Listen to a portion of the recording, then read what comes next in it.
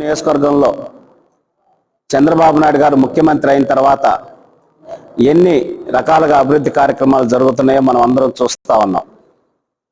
ప్రతి ఒక్కటి ఆగ మేఘాల మీద గత 30 సంవత్సరాల్లో జరిగిన అభివృద్ధి కంటే ఎక్కువ అభివృద్ధిని చేసే విధంగా ఈ 5 సంవత్సరాల్లో ఒక బంగారు కుప్పాన్ని తయారు చేసే లక్ష్యంతో చంద్రబాబు నాయుడు గారు ముందుకు వెళ్తా ఉన్నారు. ఆయన ఇచ్చిన ఆదేశాల మేరకు ఇక్కడ అధికారులు అలాగే ఇక్కడ ఉన్న రాజకీయ నాయకులు అందరం కలిసి పనిచేస్తూ ఉన్నాం.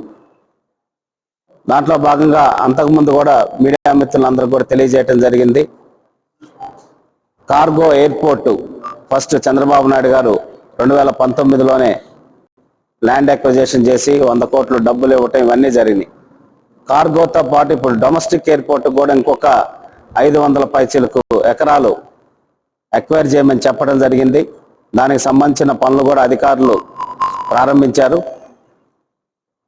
అట్లాగే ఇండస్ట్రియల్ పార్క్ 2000 ఎకరాల్లో రమారమి 20 నుంచి 30 వేల మందికి డైరెక్ట్ ఎంప్లాయ్మెంట్ కలిగించే విధంగా దాంట్లో ఒక 500 ఎకరాలు మెగా ఫుడ్ పార్క్, ఒక 500 ఎకరాలు ఆటోమొబైల్ ఎలక్ట్రానిక్స్ క్లస్టరు, అట్లాగే ఒక 500 ఎకరాల్లో సెజ్ స్పెషల్ ఎకనామిక్ జోన్, మిగతా 500 ఎకర్స్లో డిఫరెంట్ కంపెనీస్ కూడా తీసుకొచ్చి ఒక డీసెంట్రలైజ్డ్ డెవలప్మెంట్ అంటే అన్ని మండలాల్లో డెవలప్మెంట్ ఉండే విధంగా చంద్రబాబు నాయుడు గారు కార్యక్రమాలు రూపొందిస్తున్నారు. దాంట్లో భాగంగా మనకి మొన్నే ఒక కంపెనీతో కూడా మాకు డిస్కషన్స్ అయినాయి. జూబ్లెంట్ అని చెప్పనేసి ఒక కంపెనీ, ఫుడ్ ప్రాసెసింగ్ కంపెనీ, రమారమి 800 నుంచి 900 కోట్ల రూపాయలు వాళ్ళు ఇన్వెస్ట్మెంట్ చేయడానికి సిద్ధంగా ఉన్నారు. First round of discussion CMO తోటి మాతోటి ఇక్కడ స్థానికంగా కూడా మాట్లాడటం జరిగింది.